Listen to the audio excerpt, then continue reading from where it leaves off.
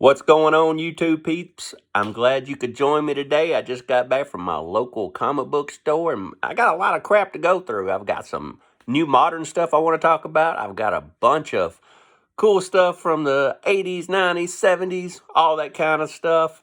I've got some stuff I got to show that I got in the mail. So, cool stuff right before Halloween. If you like horror stuff, this is the show because there's nothing on this show but horror stuff. So, let's get to it. You know what I'm saying?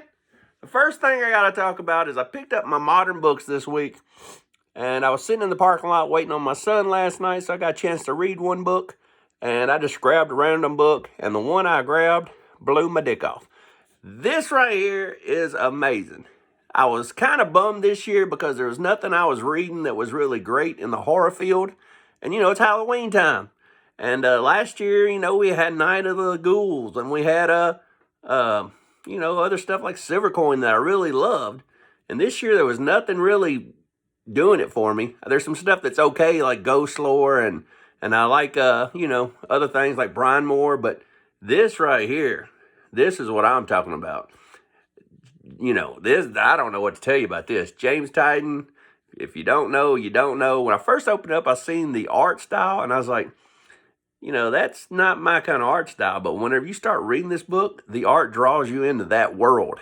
And high quality, man. The paper, $4.99, and you get this, quality, thick paper.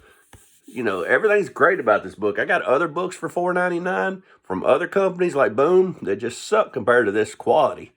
Image is really rocking it out of the park with this. So I'll show you some of the artwork inside. The artwork, it's hit or miss for some people, Do you like it? Do you not?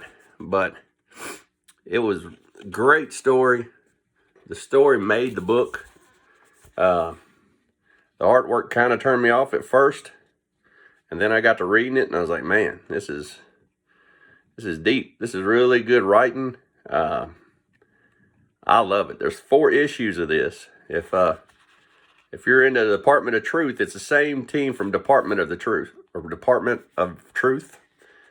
So since they took a break from doing that, they started just doing this, and it's really good. I mean, give it a shot. Just pick up number 1, see what you think about it. If you don't like it, you don't like it. But I also got Conan. Conan's rocking. I always love Conan. Conan's a great adventure. What can I say about Conan? We got this I'm excited about. It's by I can't even say it. Scott Snyder, not Scott Steiner, which I want to say. Scott Snyder. This is called Dungeon. Dude finds a dungeon in his backyard, from what I understand. And there's notes in there saying, you better not tell nobody about this. And from what I understand, there's no monsters in this. It's just a creepy killer book. And a dude finds a dungeon and don't know who to tell and what he should do about this dungeon. So Dungeon by IDW and Scott Snyder. I also picked up Slow Burn. How can you go wrong with Slow Burn? Slow Burn is a story about a burnout couple that is on the run from the law, and they stop by a abandoned ghost town in West Virginia, and the coal miner ground is still burning underneath, and supposedly we're going to get some paranormal activity. So check out Slow Burn if you're into, Bonnie and Clyde meets Ghost, I guess. And also, I picked up this. And this is Drive Like Hell. And the reason I picked this up is because it's number 1 of Alex Cormack. Anything Alex Cormack draws just makes stories a lot better. Alex Cormack is my favorite interior artist. He did Sink. He did Sea of Sorrows. He did Crimson Cage. He did Killing Hope. He did Dig. And he did this, Drive Like Hell. And everything he does is amazing. So his artwork, I love his artwork. I love his style. If you ain't following Alex Cormack online, maybe you should follow him. He's an awesome guy. And the last new book I bought was Brian Moore number 4. What is going to happen now? It's getting crazier and crazier. So that is all the new books I bought. Then I went back bin diving. I found this Mike. Everybody knows Mike Manola. This is his artwork on this. This is Topps, the comic book Topps, which is just like the baseball card company. But this is Topps Dracula #1. Mike Mignola cover art. Y'all probably know him from Hellboy. That's what he's usually known the most for. We got Chamber of Darkness #2. This is Red Death. Got the crazy dude breaking in here, and we got all the people look at him like he's crazy. I like to pick up all the old Marvel horror when I can. Seems like you find the DC a lot more than you do the Marvel. DC's better, but it seems to be a lot more popular than Marvel. It's harder to find the Marvel. Here's some Frankenstein for you. So I got a number Frankenstein, and this is number 12, I believe. Yep, number 12. So I picked them up when I found them. Some more Marvel horror. Here's some more Marvel horror. I love the old blade. The one with the fro. The one with the wooden stakes. I wish they'd make a movie with that blade. You know what I'm saying? Give me this blade. I don't want Wesley Snipes in a flat top and a leather suit and a katana. I want the old blade with the wood spikes and the pork chop sideburns. I want to be somebody like Samuel L. Jackson. And I want him to just go around killing vampires. Why not?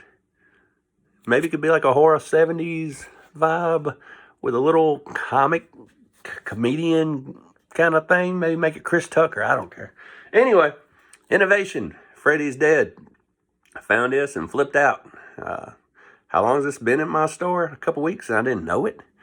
I always look through the ends for Nightmare on Elm Street, but I didn't look through the Freddy's Dead section. So, got to get up to them elves if you're going to find this. Freddy's Dead #2. Early 90s innovation. And this, these next two books I've never seen before. I've been collecting comics for a long time. I didn't even know these two existed. We got this one from the early 90s. Some crazy art. We got some zombie art. We got some red dress in distress. We got some nice D cups. What else would you want on a cover?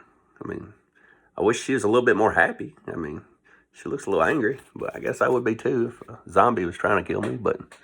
And then this is my favorite cover of the week. This is amazing. I'm a big Frankenstein fan. I never knew this even existed. This is Horror House Publications. Look at that. This is some kind of rare comic book, some indie comic book. And, this is The House of Frankenstein. Beautiful book. This is #1. So I guess I'll be down this rabbit hole now trying to find some more of these. So, shouldn't be expensive. Now I got two things to show you here. I got this in the mail today. I'm excited because I know what it is. And I've already pre-opened it because we don't want another ass whipping. But I'm going to show you what's in here. If I can get it out. All right. All right. So it's got tape on it I didn't know about. It's fixing to whip my ass again. Oh my gosh. Why didn't I just bring the freaking... Why didn't I bring the knife in here? I don't have any fingernails. Hold on a second. Let me grab my hook wand. My hook wand always gets the job done. The hook wand.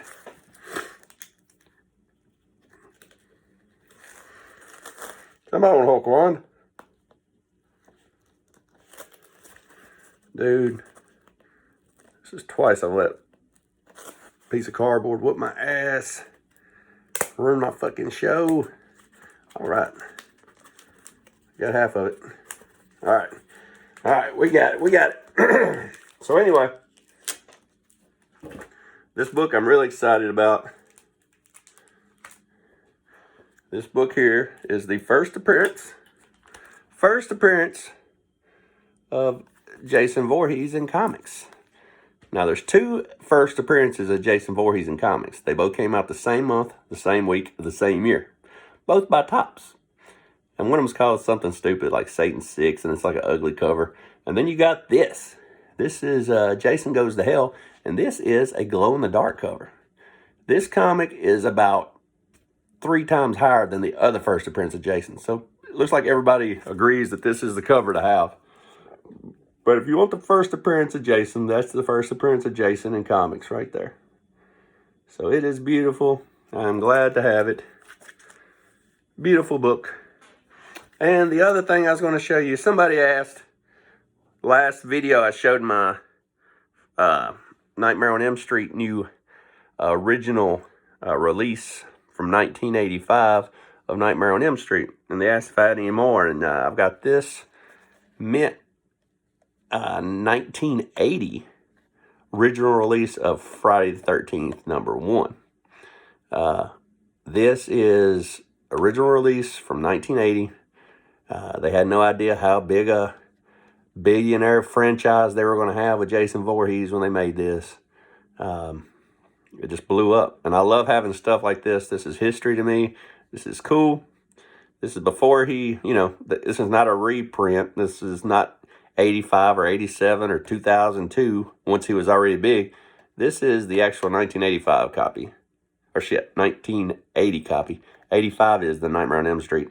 This is 1980 release. It says 1980 on the back if you ever want to look for which version you got.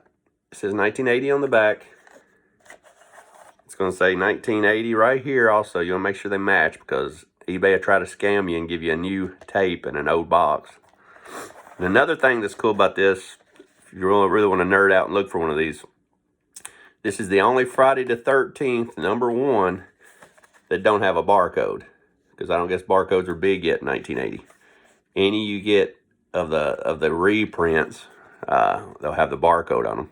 So anyway, as you see today, hopefully you learned something about VHSs, or you learned something about something, or you saw something you want to get on eBay and Google. There's nothing expensive today, but there's lots of cool stuff today. Anyway, until the next time, read your comics.